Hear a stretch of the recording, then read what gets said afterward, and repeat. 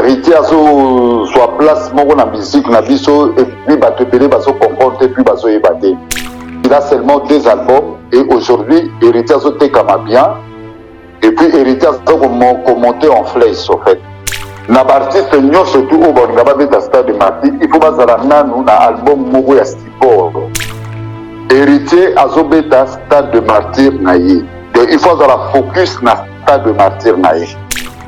Il doit appeler ses poulains pour dire que ne regarde plus de derrière. Parce que la date du 29 octobre c'est déjà passé et ils ont assuré. Et tu as une histoire que fallait a joué telle date, héritier à ça il a ce date naïe. Et Yango, concert Wana et Beta quitté. Et quand je vois des gens, parce que parler à terme, il y a annulation à concert. Mais non, il faut arrêter. Est-ce qu'il y a eu l'annulation de concert? Non, je ne pense pas. Ils ont eu des reports au Bamemiango en janvier 2023. Donc, comme Constant a commencé à la Lélo, c'est comme si la même chose est comme qu'on s'est répété.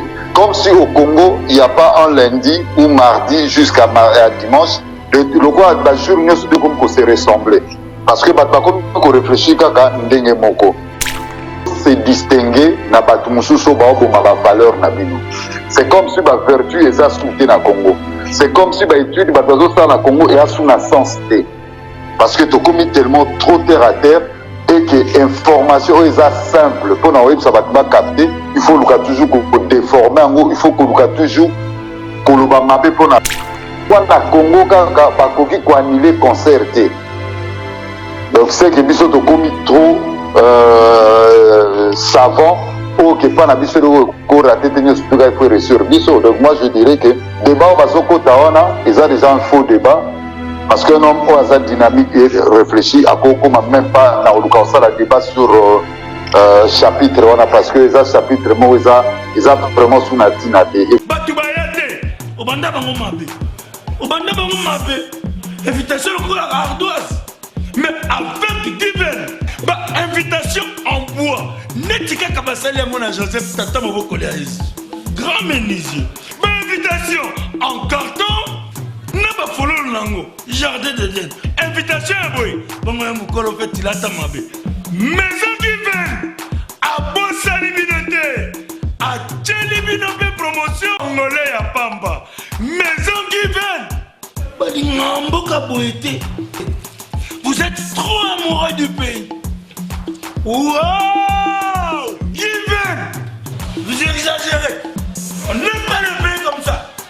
On n'aime pas le pays comme ça.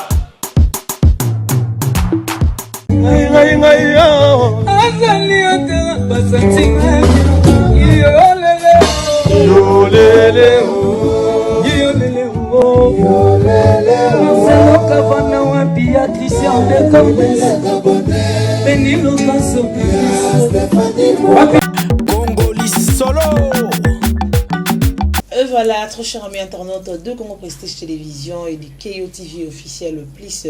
Bienvenue dans votre émission Amégan Entretien présentée par Priscilla Makangila, la Mégane. Je suis là pour vous tenir compagnie, chers amis internautes de partout en tout cas. N'hésitez pas de vous abonner, de liker, de commenter nos vidéos. Et pour ça, la bisou vraiment énormément du bien et que là, ça vraiment comment est-ce que vous soutenir un projet Oyopo que tout est toujours de l'avant. Et là, je dis un grand merci à tous les internautes qui nous captent 5 sur 5. De partout, merci à vous, merci à notre cher abonné fidèle, pourquoi pas nos partenaires au Balandarabiso, Basoutenarabiso, na prière, na finance, na maramounion sont vraiment salut et Nabino et Nzambiazong, c'est Nabino toujours, il y a Ebélé. Là, je dis un remercie à monsieur Clovis Fimpa, voilà, tonton Clovis Fimpa, bisous à toi ici Kaye Pio Kolanda biso vraiment et Zala Zalara Wana et Sala biso bien tonton Clovis Fimpa, merci à toi et merci à 001 merci à toi et bon anniversaire à général manager Yves Njoli les boucliers 50 ans, ça s'est fait Yves Njoli, bon anniversaire à toi et à Balé qui vient pont. Bon anniversaire na Yonzambi à Baxelae et Bieli en tout cas. et que ça l'a bien changé puis m'a embellé ça l'a vraiment énormément du bien. Et là je suis pas seule, je suis avec Jonsi Luonda oyo boyebi biso ya tokomi ba habitué hein bon mais ça na biso moi mingi ça l'a moins bien en tout cas. Priscilla Makangi à la présentation et merci beaucoup à Osé, hein, voilà. Osé, monsieur, tonton Robus, hein, il y a vraiment beau, hein. Bino bato ko landa biso omoni Osé, bon les là, mon numéro est affiché, voilà. Merci beaucoup na bino tout bon landa biso Brazzaville, Roga Mussine suprême lampanaire, bon séjour et pas eu à posali ou à Nesikozawana président, bon séjour naïe ça va bien, c'est Gracal. Merci à toi. Je suis avec Jonsi Luonda, attitude égale respect toujours autoroyer ba consommer na makanisi na et to partager na ba séjour ezali na procession na biso. Bonjour et bonsoir, bienvenue Jonsi Luonda. Feu d'artifice. Je te salue affectueusement, tout le monde est sous dans ma pesibiso sur ma casse ya omonana yo et puis na staff mobimba tozali hein ba s'abonner kaka na Congo Prestige na Congo SN officiel plus télévision, c'est important, c'est une manière de mettre vraiment la main dans la pâte parce que nous sommes là pour vous informer, pour vous divertir, c'est important. Voilà, c'est important. Merci Jonsi Luonda. Attitude égale respect. Et merci beaucoup à Niki Kaniki Mère Yaba Warrior, merci Nayo et merci Nabino Toubolingaka Priscilla la méga et bon anniversaire à mon partenaire Patrick Anda Ilunga. Patrick Anda Ilunga, bon anniversaire à toi et merci beaucoup à tonton JC mon saka aigle toujours babi moto sur la dollar au kabota la thé au kabara chaque jour lundi mardi mercredi JC mon saka merci Nayo. Alors je suis Luonda tout ça la même information tout sur la lelo et sûrement la bateau balandi hein au bazo lando siko bien sûr moi quelques salutations pour tout côté en entrée de G. Merci beaucoup feu d'artifice affectueusement, je salue tonton Didier Max, il me suit depuis Londres et puis sans oublier tonton Clovis Fimpa, il y a maman Doris, tonton de tonton, et mère Doris hein. Il y a mère Doris Fimpa et puis j'en profite aussi de saluer le très spécial Jiamboda, welcome to Kinshasa. Et puis je vois aussi maison d'habillement et cosmétique Nunun Dembika Ndems cosmétique la commune à Bandalungwa. Et puis sans oublier Junior Chizaïna, Ofre Chizaïna depuis Lubumbashi. Bientôt je serai à Lubumbashi grâce à famille Wana Chizaïna, Junior Chizaïna. Je vous salue vraiment affectueusement. Voilà, merci beaucoup Ndeko. Et là toujours vraiment l'émission à biso et comprenez tous la un peu moins bref tous là vraiment des tous solo la main tous ambino vraiment tant mingité na o ko la 18 ans ko la biso ko zitete ya ko liker surtout ya ko commenter et pourquoi pas ya ko s'abonner na kata ba chaîne ko zwa liba ko landa émission Jonsi Luonda parlant de Fally Ipupa aigle oyo azo séjourné en Angola, je sais pas si déjà à l'équipe de jeunes à Paris parce que ça va continuité per ba studio et puis il va tourner en angle de partout en tout cas annulation to je veux dire ou échec entre parenthèses ne bat koloba concert est annulé to concert ba billet était camité ba bloma bongo le gens ba ça la analyse tant que Chevalier de la Plume qu'est-ce que tu peux dire en annulation à concert il a fallu pour Panakati à stade Angola. Déjà pour dire à propos de Fally bon moi je suis pas porte-parole de un et puis bon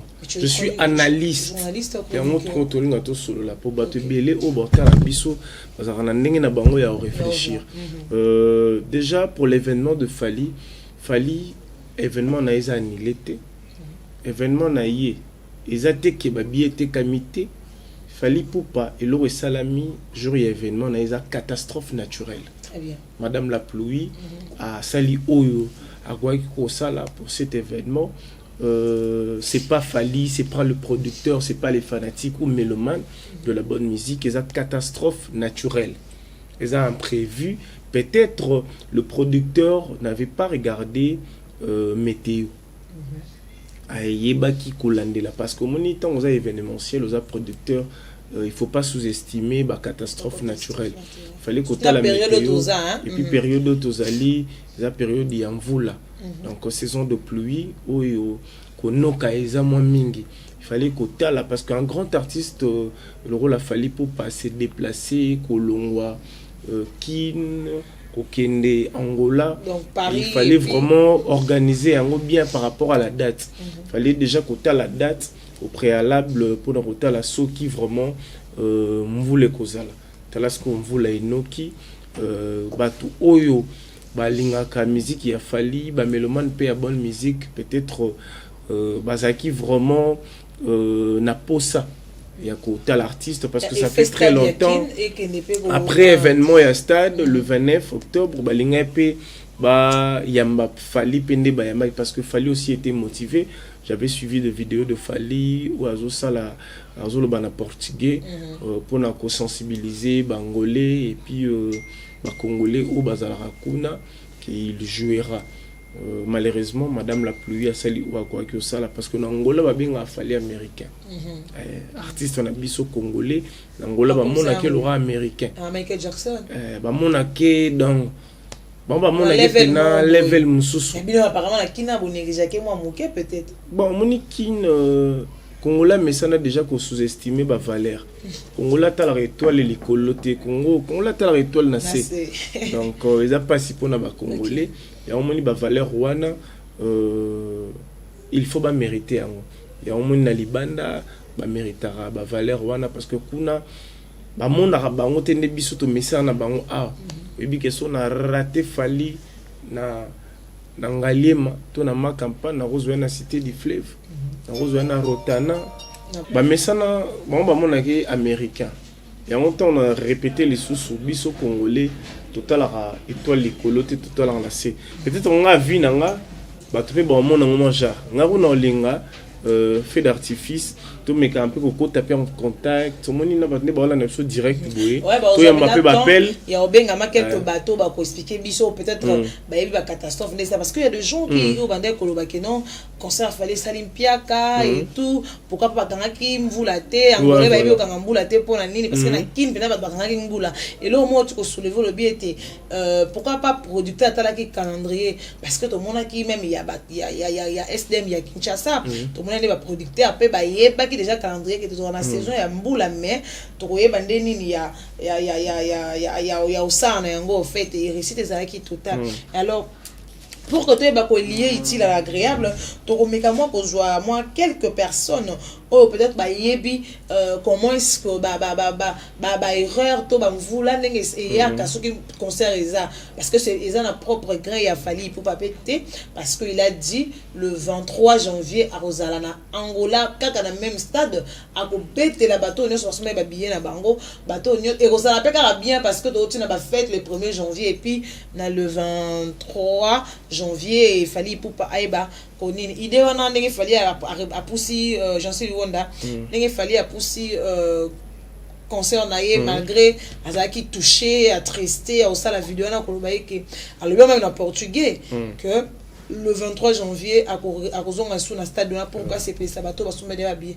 est-ce que ça la manière dont je peux dire ça va côté sombre et artiste na biso peut-être ça la bango moi hein on peut préparer le mort et puis un moment il aura une salamité bon au moni catastrophe naturelle tango yaka parfois tu es baraté ozomona Fali c'est un grand artiste oyo batu bayebi tango peut-être a poussi en na mois de janvier 2023 atali pe calendrier na été peut-être au mona ninga zaki na programme ya Angola après Angola ça pe na ba programme et puis à part ça ba te belé ba baraté artiste wana zo jouer ba concert et belé il faut pas en attendre un repos OK ninga za bon parce que ça présente nzoto to boy lobby za la zana sur scène a eu crise morobo il faut nzoto il travaille beaucoup il doit se reposer il faut ça un mois il faut ça un mois moko ya repos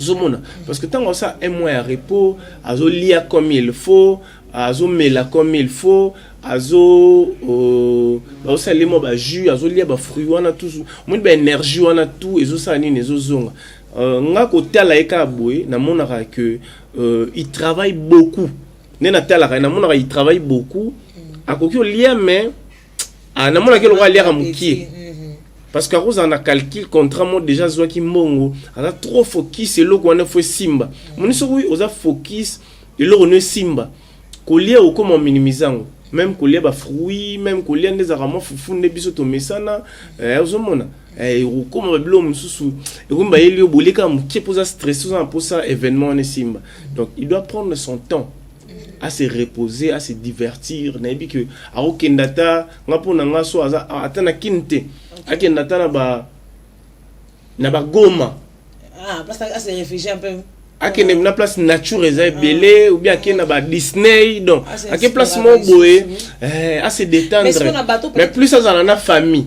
Moi si na avec les enfants. OK. Na peut-être bato bazol ba que récite ya concert wana te échec bato bazol ba billet te bloma bongo qu'est-ce que tu peux dire? Non, je pense pas parce que cet événement a été déjà préparé annoncé bien avant et puis Fally Ipupa il a ses fans buzz beaucoup en Afrique donc en limité déjà ba fanatique ya Fally ou balinga raye balinga musique na ye bon c'est mobiliser lelo ba orchestre ebelé artiste ebelé ba comment na ba fan buzz na bango beaucoup de ba créer même ba groupe WhatsApp ba créer ba groupe donc ba na facilité ya ko tondisa événement déjà ya Fally parce que notre artiste Fally Ipupa il représente déjà la République démocratique du Congo. République démocratique du Congo ba congolais bazana ba mboka tout ya monde zomona mutu musa roya concert ya Fally aza fanatique ya Fally te aza mélomane ya bonne musique à part que za mélomane à cause appelle mélomane te mabiki a au congolais faut na contribuer. Donc voilà Jean-Cy Luanda tozoma appel na moko pe ya ba mourir ya bonne musique ou pas ko expliciter biso vraiment concernant ba Léa to makamnyo so salami en concert à Fally et puis makamsu pe musique o za na ba question pe so ko opposer pour que toye ba kokota na deuxième sujet na biso mais pour toye ba ko boucler na makambo etali Fally Ipupa. Voilà allô. Hello. Oui, bonsoir. Ouais, bonsoir. Ouais, Priscille, il y a la Mégane et tous accompagnés na confrère en engage Jean-Cy Luanda. Auto bengi autant que pour Ali mon ya ba mourir, il y a bonne musique, linga vraiment musique na biso de près et de loin et tout ça appelle à moi quelques questions dans le tout na yo pour tout soit ba vie na yo par rapport à ce qui s'est passé na ba tournée to désolé n'a pas tourné tôt na concert raté a Fally pour Angola ils ont suscité la polémique et belé et puis toye ba pe moi quelques mécanismes yo par rapport ya ba récompense ya ba musicien na biso donc il y a culture et musique na biso nyons en tout cas et je sais pas si vous êtes dispo pour que me consoler là. Ouais d'accord pas de souci donc moi je suis là nazo zelaka ba question na bino quoi. Ok, merci beaucoup. Je suis Jean-Cy Luanda. Nous avons temps ébelleté parce qu'on a bien emploi du temps na yoté. Yo ozali mélomane de la bonne musique. Par rapport, il y a actualité n'engozoleka et ils en a battu belé pe balobi Fally Ipupa babié te kamite. Ils en a battu mususu o pe bazoloba Fally Ipupa a négligé événement wana. Ils en a battu mususu pe bazolo bapé makambo mususu mais moi on sait que je sache que catastrophe naturelle ne permet de traiter que événement ya Fally et betama bon na évité yo étant que mélomane de la bonne musique par rapport ya makambo nyonso bat ba loba yo koki olobani. En fait merci tout d'abord na opportunité au Pessingaï et puis pour la question na yo c'est vraiment question moro il y a bien. En fait, moi je dirais tout simplement, donc il y a un temps qu'on a passé tous nos temps dans de bêtises. Il y a un temps qu'on doit cesser d'être de Congolais. Parce qu'aujourd'hui, c'est comme si être un Congolais, ils ont tout le monde dans la cerveauté, en fait. Donc, Yomogolo bien, vous avez bien dit, catastrophe naturelle, et cause à la paix, cause, et cause à la concert et bétamaté. Parce que dengue ba annonça que zaki ba mboule zaki tellement makasi et l'artiste s'est déplacé tina Luanda. Orchestre groupe n'a accompagnement et comme Luanda. Et si quelqu'un dit qu'il a négligé Kiango, on ne peut même pas qu'on s'est déplacé parce qu'il était Yemoko zaki sur Paris, doit zaki déjà na Kinshasa. Et deuxièmement, l'élo la musique na biso c'est comme tout ça là effort. Vous comprenez? Donc comme constant na comme ça là l'élo, c'est comme si la même chose est comme qu'on s'est répété. Comme si au Congo, il n'y a pas un lundi ou mardi jusqu'à dimanche, le quoi la journée c'est comme qu'on s'est ressemblé. Parce que comme qu'on réfléchit kaka ndenge moko. Il y a eu bel et bien concert na jour wana. Mais sauf que du fait qu'il y a une catastrophe naturelle ou qu'il y avait forte pluie, le Sengaï que concert wana bajija qui bien et bêta souté. Le Yango concert wana et bêta quitté. Et quand je vois des gens parce que parler en termes il y a annulation à concert, mais non, il faut arrêter. Est-ce qu'il y a eu l'annulation de concert? Non, je pense pas. Ils ont eu des reports au Bamemi en janvier 2023. Cause parce que forte pluie et bêta qui est artiste musicien à bêta. Donc vous, au Bozal, le long il y a presse en ligne ou presse en clair d'un bobin na akuna. C'est important, vous se distinguer na batumususo ba obo ma valeur na bino. C'est comme si ba vertu est assoutée na Congo. C'est comme si ba étude ba dozo ça na Congo et a sous na sens T. Parce que tu commis tellement trop terre à terre et que information est simple pour na web ça va capter, il faut le toujours déformer en gros, il faut que le toujours koloba mapé pour un artiste musicien. Moi je dirais que concert one est report suite il y a forte pluie Zalaki et puis à Bétina c'est tout à fait normal. Ce sont des choses qui arrivent. Pourquoi na Congo kaka concert cause à la reporter? Pourquoi na Congo kaka bakoki ko annuler concert? Donc c'est que biso to commis trop savant ou que pas na biso ko raté tenir surtout il faut ressortir biso. Donc moi je dirais que débat au basoko taona ils ont déjà un faux débat. Parce qu'un homme au hasard dynamique et réfléchi à quoi comme même pas dans le débat sur chapitre parce que les chapitres ils ont vraiment sous la dynamique. Et puis aujourd'hui Fali Poupa n'a plus besoin il y a like ça batouké à te carabiller toi te karaté chacun de nous a conscient et puis à yebi partout où il passe à ça la carton à ça là à peine à ba concert musu c'est cause là un peu raté, donc c'est tout à fait normal pour la bataille surtout. Mais mais néanmoins, depuis 2000, depuis la zone en 2018, si le long en 2022, c'est le seul artiste musicien qui a tourné plus, qui a plus dans la prestation, Libanda, tout comme Nakati, en Afrique. Donc, à ça, les lots, Moutoubakoy, qu'on mesurait, puis la batteur, me gâtait, quand il va biéter, ça c'est un faux débat. Donc, Mounamoutoua la kaka, Azumaka na YouTube va me depuis 2018 jusqu'à aujourd'hui.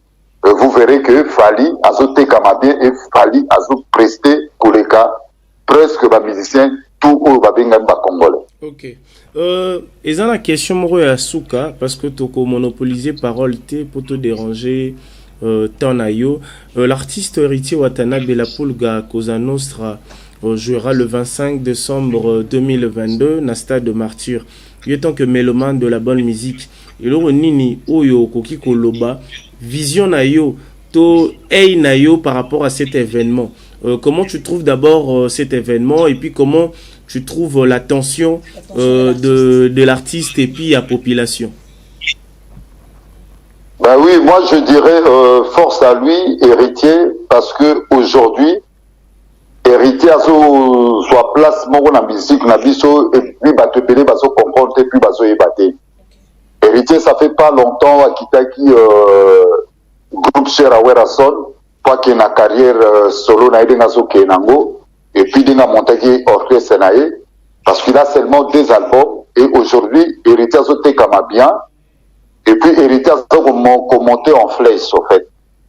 Donc déjà ce qui a vu déjà initiative, toi as eu courage, il y a quoi affronter stade de Martyr. Pour moi, c'est une bonne chose en fait. Le courage, ils avaient manqué dans Batumususu, peut-être ma carrière 10 ans envoyé, ou Bakitagi orchestre et Abadou, ou peut-être 15 ans envoyé, mais na année na Saliwana a eu courage à quoi affronter déjà et le stade de Martyr. Parce que il a confiance en lui, premièrement, parce que l'album là en tant que Kobimisa dernièrement tellement il marchait qui bien à convaincre presque tout le monde. C'est sur base de ça qu'il a s'appuyer pour abeta Stade de Martyrs. Donc, moi je dirais, na artiste nyo surtout au bon abeta Stade de Martyrs, il faut bazala nanu na album moko ya Stipor. Pour faire en sorte que à partir de l'album wana au calculer si ko température na yo calculer si ko ba mélomane no bazana position ni ba na besoin au prester pour ba ya faire yo ba yoka ba tube ou bimisaki na version live. Donc c'est déjà bien pour un héritier déjà problème wana ils a déjà résolu parce que à cause de la Stade de Martyrs na est bien. Si n'a pas émettre un avis ou vraiment personnel à moi-même, donc je dirais tout simplement que héritier azobeta Stade de Martyrs naïe. Donc il faut la focus na Stade de Martyrs naïe. Il doit appeler ses poulains pour dire que ne regarde plus de derrière. Parce que la date du 29 octobre c'est déjà passé et ils ont sauté. Et tu as une histoire que fallait a jouer telle date, héritier à ça il a ce date naïe.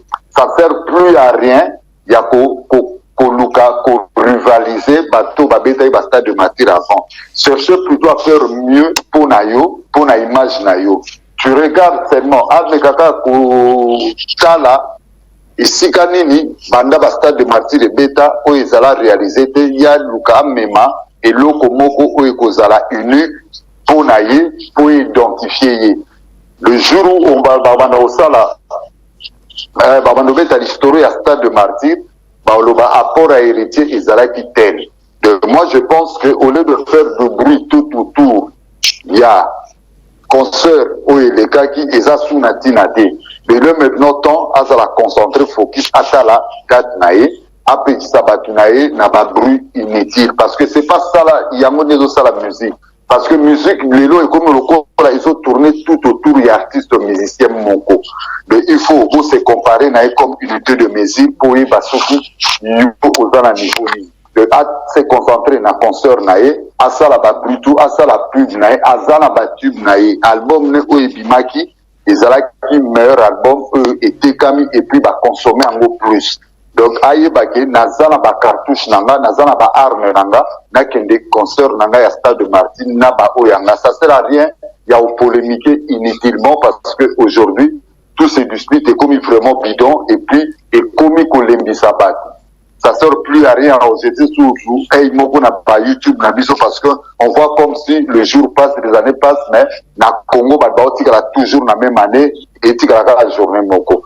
Donc, pour moi, je dirais que héritier, ce qu'a marketing, là, comme il faut, déjà, la Kinshasa, 15 millions, 16 millions d'habitants, Stade de Martyrs fait que 80 000 places, donc c'est rien pour nos habitants, ou bazaka na kata Kinshasa, donc à Rozwana et Batou, à Zana Batou, pe balinga kae, na Batou balinga musique nae. C'est pas seulement ma fanatique ou bayoka héritier de Baoya Stade, et ils en ba Congolais de Baoya Stade pour ba soutenir.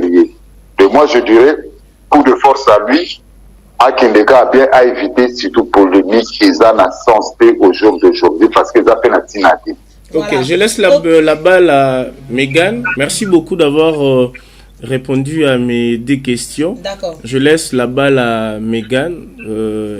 Elle va essayer de... Voilà, juste une question pour Toto Tikayo et on a la réponse de Robi. Héritier à se marteler dans la polémique, à la focus dans la concert à Stade. Mais dans le Stade, il y a héritier qui là. Et selon Batumisonde Bakoloba, héritier l'aura moi qu'on s'accrocher. Moi polémique, on peut ça la rappeler moi bien pour repérer ça moi l'engina Stade ango. À lui quand on a ciblé Galaxy car que non, na ciblé place boye après là pour ça la moi engouement parce que tout le monde là ba Wera, ba JB, ba Kofi, ba Fali, on passe au bateau tout les Stade. Et ça là peka na moi tembe moko pour que non beta non beta. Moi soit à créer moi l'euro moko bongo moi que non il peut simplement ampleur il y a Stade de Martyrs ango. En fait, merci pour la question. Ben, moi, je ne partage pas avis Nayo. Comment ça? Pourquoi pourquoi je vais te dire une chose, c'est simple pour comprendre. Okay. Ce qui est Jibena Wera, ça là qui polémique, parce que ça là qui n'est pas fanatique, il faut partager. Parce que biso tout autant qui n'a wenge musique à tout terrain 4x4. Okay. Donc, tant que la dislocation à wenge yé, donc, les fanatiques, il y a orchestre moko. ezalaki siko na bato il faut balanda bajibe ndenge bakendaki 17 na baoyo baolanda bawera nde batikalaki 4 ou 5 ozomona. Mais entre héritier na polémique akotia net na fali batikala ozala orchestre moko te batikala mpe ozala fanatique moko te babeta na baorchestre ya bato yango moni polémique oyo ya lelo esalamaka na net bato bakomprenaka te eresisaka te pourquoi soki fali fere héritier to seleo to soleil wanga basalaka orchestre après bakomi la croisée de chemin bakabwani. Là, on comprend parce que l'orchestre est qui n'a pas fanatique. Et ça a deux camps où ils ont divisé pour balanda bango. Mais dans ce sens, n'a pas polémique on est simbagate parce que baouti n'a pas fanatique mon côté. Moussou azaki na quartier latin, Moussou azalaki na maison mère, aujourd'hui mon Moussou azalaki na BCBG. Les bateaux partagés déjà pas fanatique mon côté. Donc ça sert à rien polémique ou ana baluka va insister sur la polémique ou ana. Polémique on ezaki ya bajibe na bawera oui polémique ya Zaiko ezalaki tant bakaboni Colombo kana famille nde wani simbaki mais ba polémique mususu etikalaka ko simba te donc nde baza wana lelo soki lelo plus kombo ya fali ezolobama na musique na biso to kombo ya fali ezolobama na nyonso te ezosala mapa na biso parce que tout le monde a commis un regard et pas fali du fait que bozo ta la fali c'est à ce moment là bozo matisa fali akendaka en flèche or soki yo oza focus na ba valeur na yo na ba vertu na yo oyebi ke nayebi koyemba na ba chanson na ngai tikala na coin na yo sala makambo na yo et puis si ma mémoire est co-singate, je vais vous dire une chose peut-être Fali, c'est un artiste musicien congolais ou avait dit concert il y a stade de Matisse sans polémique. Ah ça? Donc, ce qui n'a pas sanité. Maintenant, surtout, qui bazaka koswana. Kofi abeta en fonction de Jibena Wera. Même au plus c'est bima, single bima ou boka ba jeton. Wera abeta ya liboso ayo zonga ya mibale parce que Jibena beta ki boy fallait qu'il y a ça là-bas. Mais fallait un petit concert, il y a stade de Martyr, à la polémique, n'a monté. J'aimerais aussi, Olivier, qui savent hériter, à ça là de même. À la polémique, n'a monté, à bêta, stade de Martyr, naïe. Les choses à bêta, bongo, et pour les cas bien. Mako, ça y est, la polémique, parce que polémique, il y a Jibena Wera, ça y est, n'a pas fanatique, moko. Bango, n'a fanatique, moko, nous n'avons pas fanatique, naïe. Bameloba na bonne musique ope balingaka e bako ya net nga na ko kendego na ko zonga boy ya problème te mais soko côté na polémique faut ya gira lobi ke nga na za mutatel en ça même pas déplacement wa et moi je dirais ça comme ça donc polémique et en a place sous la musique na biso sala ba œuvre na yo biso no so tozo adopter ngo tozo sepela tozo ka oazo sala musala abi. Ok, merci beaucoup. D'accord, merci beaucoup. Tu rejoins le sur Nakata Congo Prestige Télévision et merci beaucoup à les Kanakati Ake Officiel TV et pourquoi pas na Congo Prestige et pour participer à l'émission Abisso. Merci beaucoup. Ok, merci. Il y a une occasion de passer dans l'émission. Donc, je suis vraiment ravi et puis voilà, ça là n'a pas été bien. Pour se distinguer par rapport à Bilo pour décourager, puisque émission il y a beaucoup de chaînes, mais on n'arrive plus à regarder parce qu'il y a trop de banalité, de futilité. Donc, ce qui est distinguer, et ça a eu plaisir afin que tout partager, tout comme à Tenda pour l'Angabino, et puis tout ça va commentaire, quoi. Donc, moi, je dirais, une excellente soirée à vous, et puis bon courage pour la suite. Merci. Ok. Voilà, merci beaucoup. Wana to uti kozwa vie hein, ya moko pe ya ba mourir ya bonne musique. Azam mélomane. Mélomane bien sûr, azora la lito ine penda oyo ka koto wenge koto latino. Adora izoka ka peto ba nyoka longo moni kazo sibiso.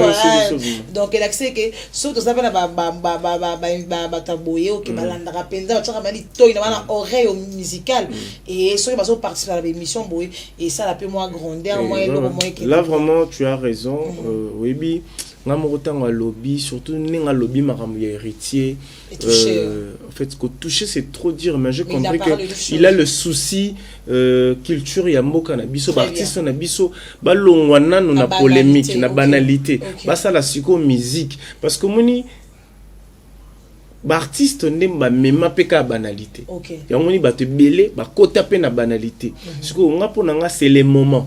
Génération consciente moro etelema elongo la banalité et kota batu siko na vie mususu. Au mona bina ke ba rolongo na salité ba na propre. To lobite ke musique na susa salité. Mais moni ba mentalité ba tu mususu ba perdre yango. OK. Ya mona ba te belé zalaka mutu muso mona akuluna abotola mutu loko maisa mutu nga na esprit wenge esprit molokai esprit nen tozana posa makambo na tout elongwa tokota na mpe pasika mais on va aussi essayer d'en profiter d'appeler aussi Dibaya to ba évolution pe ya héritier zo kendeni toutes les questions parce que les gens disent que moi calmons c'est à côté héritier apparemment silence radio ana ça dit beaucoup soit à côté pe na style yo fallait adopter qui pour na rester à stade. Peut-être c'était pas les temps au héritier quoi annoncer date wana. J'essaie déjà d'appeler Dibaya pour toyeba parce que c'est lui le marketeur de l'orchestre. Voilà, évolution. On va l'appeler tout à l'heure pour savoir beaucoup de détails concernant l'artiste héritier Watanabe. Toto ya Tembe au pe à l'obéissance na Djobour hein. Ouais. Francis Dibaya na Djobour. Bazo matraquer par rapport à promotion, il y a concert, il y a le 25 décembre la carte il y a SDM, la carte il y a Stade de Martyr et pas il y a plus ba artiste na biso ba kokomara ba histoire na bango. Nous sommes en direct mais nazomona ba appel à batezo côté belé, envoyez vos messages, c'est important. Voilà, et appelez-nous pour que la basijo tozo lobela sûrement concernant nos artistes musiciens ou peut-être bon ça la marama bien parce que faut lobela ba presse minga ba musicien le dosato martela sur le polémique to na marambo et ko ça la ko tirer nos artistes dans le bas et l'autre tirer baro vers l'icolo ndenge mais le monde marato ba mais on a flèche. Exactement. Voilà, alors merci à vous tous qui nous suivent et n'hésitez pas de liker, de commenter surtout et de vous abonner bien sûr et ça la biso vraiment ça va bien on essaie de et là tozo essayer d'appeler notre mélomane. Voilà ça congolais je pense. Et ça en fait Toyoka c'est un Ivoirien en fait. Une Ivoirien, on a qui message na ye mais on peut ça peut chance na donc c'est un Ivoirien pas nga ko taper na maram na biso pas pesa biso pe moi concernant nos artistes. Quelque soit le bar anglais, quelque soit le barao, n'hésitez pas de participer le bar tozali dans des commentaires dans des commentaires et ça biso bien. C'est très important. Tozo benga bango parce que tellement bozo benga bamisusu bapel les autres côtés belé et on monisco bamisusu to rappeler bango parce que quand on parlait aussi de Fally Ipupa héritier Watanabe tout le monde qui bapel les côtés belé mais a peu biso pe to mo benga bango pe susu bazo réagir té donc au cadeau à fin de l'année hein, parce que bientôt déjà toro kota nouvel an 2024 23 na prolongé da 24 donc c'est au comment c'est au comment 2023 pour qu'on souhaiter déjà bonne fête joyeux Noël mais le temps peut aussi là toi avancer na biso na sujet na biso alors par rapport à héritier tout le monde voilà il est là Francis Dibaya, je te salue affectueusement. Bonjour. Ouais, bonjour à toi, Jean-Cél Luonda. Boni, Baïbisi Bisso, aux en déplacement en Afrique du Sud pour nous continuer la promotion le 25. Ouais, orchestre, c'est depuis hier soir qu'on a pris les vols. À 23h et on est arrivé à 4h du matin à Johannesburg. Ah, ok. C'est quoi l'objectif pour aller dans l'orchestre? Vous avez la production dans Johannesburg? Non, c'est juste pour le maquis. Nous avons un grand événement organisé dans le stade des Martyrs. Il y a un orchestre et côté maquis, bata maman moké. Voilà. Au lieu de maquis, na maloko, le to a piano to ya na Johannesburg mouvement et na Johannesburg pour na maquis. Et puis le 17 net to kitana kin quoi, retour c'est le 17 décembre. Ok. Tant lobby maki à distance, si je comprends très bien, orchestre Mobimande Mteke Afrique du Sud. Bateau va represter le 25 décembre dans le stade de Martyr. Ouais, la team Wata Mobimande Afrique du Sud quoi. Mais ils appellent Bamisous au Batikali. Il y a les danseuses qui sont restées, Bazolanda déjà, mardi, Bagolanda mercredi. Parce que les boss sont à Paris, ils rentrent à Kin déjà demain et puis mercredi ou jeudi bakozwa avion na bango mpo barejoindre biso awa. Ok, bon, Francis Dibaya, biso tobengi yo pona toyeba vraiment si réellement le 25 décembre l'événement aura lieu et puis toyeba préparatif parce que jusque là te belé ba promotion penzana ne bandité. Donc toyeba date officielle oyo promotion il y a SDM, il y a Stade de Martyrs le 25 décembre kozala. La promotion déjà est lancée parce qu'il y avait des doutes encore, les gens qui doutaient. Mais notre descente, il y a samedi dans le Stade des Martyrs, dans la coordination, dans le staff, il y a Timo, tu as déjà et confirmé que les concerts sont allés. Donc, ça va vraiment ébélé. D'ici là, le panneau, ils vont voir déjà, mais banderole peso matamata déjà. D'ici là, déjà, on a un boosté promo, quoi, voilà. Qui est le producteur de cet événement? Producteur Ezanani. Le producteur, il y a BMM qui produit l'événement. Ok, mais nous avons vu aussi la participation de la personne qui est événementielle en Angola, qui était avec vous, Paulo Tudilou. Présence, il y a Paulo Tudilou na événement Oyo, et vous allez le 25 décembre, Ezaponanini. Donc, Paulo Tudilou, d'abord, c'est un grand producteur où il y a des événements, des lumière, yango tolingaki to associé pe ayape apesa mwa ba idée.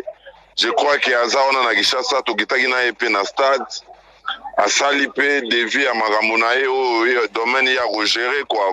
Ou bien du côté son. Les sons, lumière et puis les VIP hein, voilà. Donc si je comprends très bien les instruments ba lumière et Angola. Ouais, voilà. OK, merci beaucoup Francis Dibaya et puis, je voulais dire ceci. Il y a une question aussi. Nalingina Bakisa, la campagne Mongo Bazo Sala na Combo Héritier Watanabe na page Facebook. Soi-disant, c'est lui et Do à Congo, va travailler trop sur l'album qui bouge sans pime, pas quelque chose comme ça. Donc, Bagnon Soaneza, la campagne Mongo Boye, va camp adverse, va créer pour que. Baboma événement wana Héritier Watanabe depuis la dernière émission émission basaki na papi mboma il n'est plus passé aux médias donc ba information bazomona na ba page Facebook ya ko créer ba polémique ezaka ba campagne ba tozo sala po ba déstabiliser événement mais ba kokate le 25 décembre surtout la sécurité primo la sécurité on est en train d'insister sur la sécurité. Les publics seront bien sécurisés, voilà. Les Kundi protègent même Tarossa en sécurité.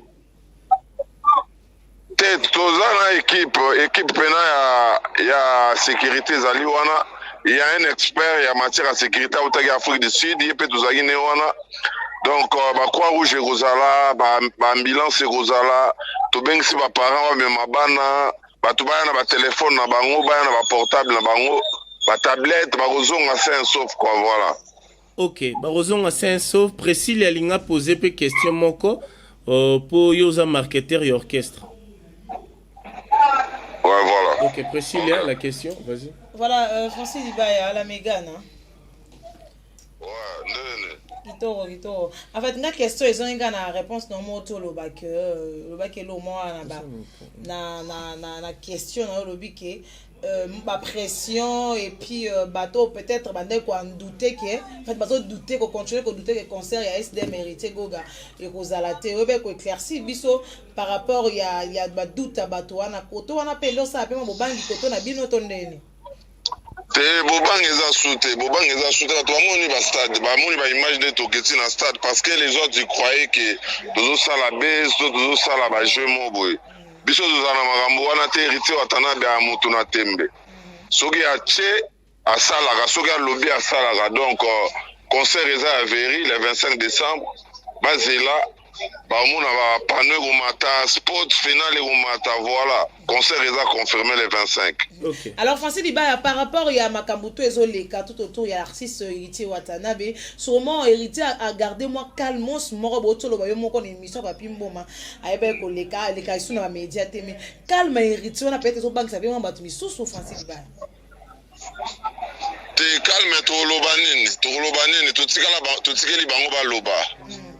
Il y a la poule bato bayebi que c'est un soldat à moto soko yé. Aya rappé ma bé donc aya rappé ma bé mais l'artiste se prend de l'âge bana bazo kola totikeli bato ba loba mi ange mi demo totikeli yango bunda sur terrain 2 ans bientôt jour pour jour je crois aux ans bakine on comprend que ba gombe na gombe zo beta ba kayote zo beta ba mot véritable zo beta donc bato ba appena le 25 to betela bango la bonne musique ba bunda na album tellement l'album te yango biso mo toujours atolongola so album wana sur le chemin de la gloire. Les prochains albums arrivent to banda déjà ba travaux mususu na Afrique du Sud et puis to continuer la suite voilà surprise Nino peut-être Goga ko memela biso na kata SDM parce que déjà album de Molobia ils ont bête à niveau 0 déjà surprise à liboso nga mona dévoilé et c'est album ya Héritier Watanabe mi-ange mi-démon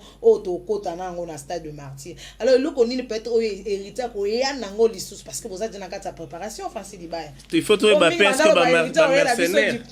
Tu habites mercenaire, diplôme d'État, ou rançon, tu habites est-ce que mercenaire, tu vas inviter Barosal. Tokobeta la bonne musique, tout ce que ça mokili pas comprendre que babetaki ba stade mais babetaki bien te likambo son likambo lumière likambo spectacle likambo koyemba surtout yango nde ngana oloba trop le 26 awa to sala na campagne ya ndule le 26 nde na oya plan na oloba mais awa plan lane loko oloba te batu baya bamona. Ok, merci beaucoup Francis Dibaya. Francis Dibaya to clôturer na biso to silisi question mo to zion ka na toile to tangango siko na toile parce que c'est une émission en direct qui passe déjà na ba chaîne to leka. To moni question ba lobi et calme héritier pourquoi pas héritier ko luka crochet na moi polémique moi parce que to mona JBW Rakofi et ba tout mususu ba fali ba beti ba concert ba luka mo ko crochet na moi polémique moi pour ça la moi lengi na stade ango mais ko to na héritier il y a le dernier fils à Wenge, mon maki, et le président Raïs, que mon maki a bundagate.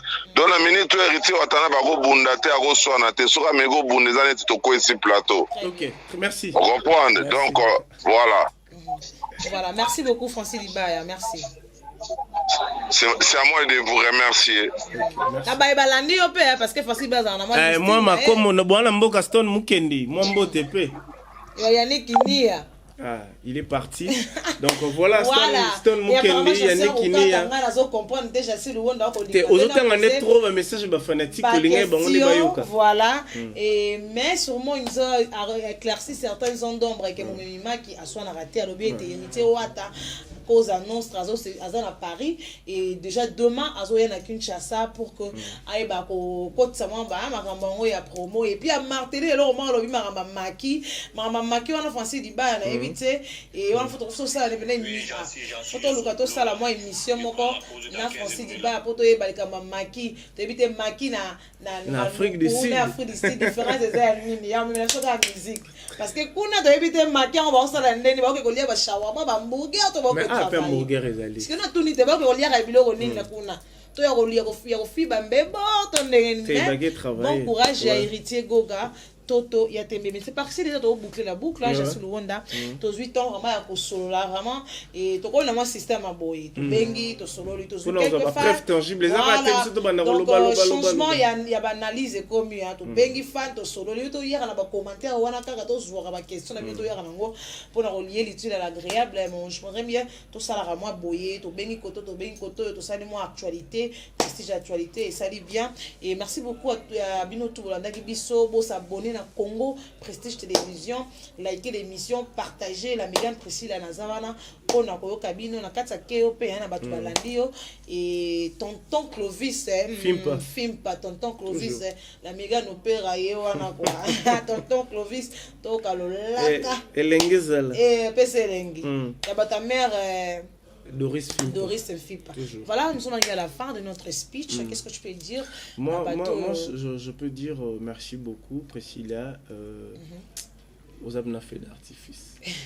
Au monisco, moniboé, tant que l'on m'a wata, et que ça te lobby, mais tu as limité parce qu'on travaille pas chez Riti Watana. Francis Dibaya. A Pessinzela.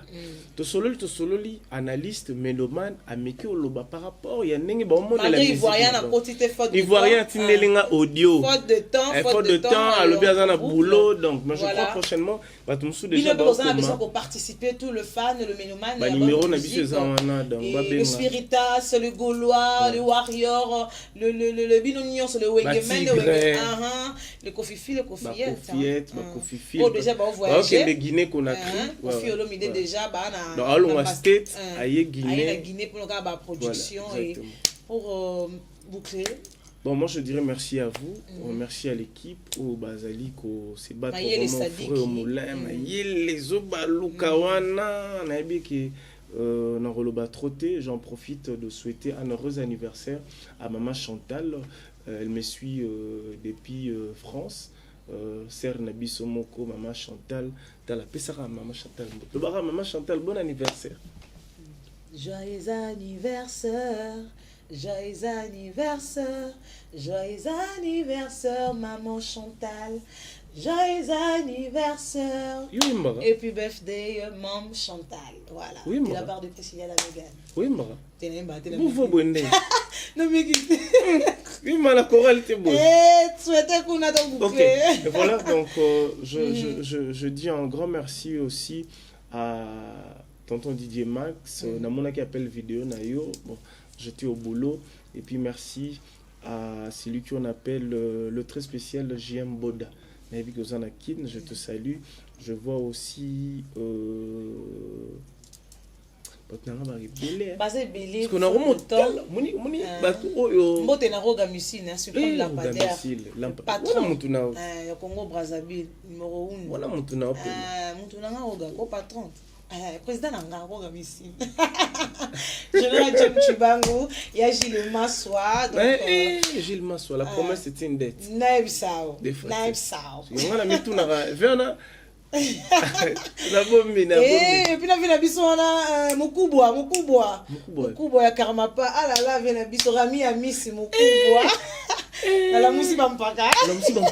Naïb Sao. Yo za bandika tunde. Olapa. Mpaka. Webi viona. So na lala na hôtel 5 étoiles na Dubai. Pour la vidéo.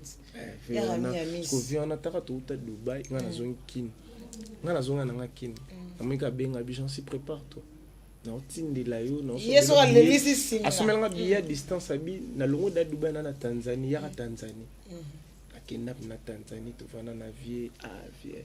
La musi yo ami moi la na ba. OK bongote. Voilà vie mpaka. D'accord. Et wana mpaka. Merci. Wa misike. On a tout mboli. Merci beaucoup, merci à Osé, merci à Maëlle Sadik et à Maëlle. Merci Nabato pour monter image vraiment. Donc on va lier ici à la grève, donc on réélève le marambo et l'équipe et puis STM de héritier.